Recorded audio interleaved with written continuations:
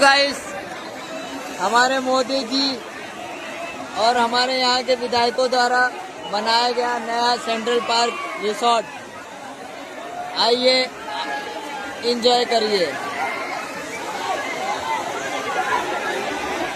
हम जो बेटा लोग हैं तो भिवंडी शहर में किधर भी अगर जहाँ पे पानी भरा है, अगर खाने की कोई भी प्रॉब्लम हो रही है किसी के घर में, तो आप बेफिक्र होकर मैसेज कीजिए।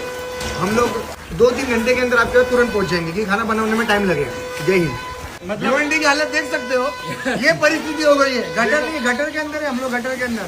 समझ सकते हैं बाढ़ का माहौल है, लेकिन इतना ज्यादा पानी भरना बहुत ज्यादा रिस्की है यहाँ के लोगों के लिए।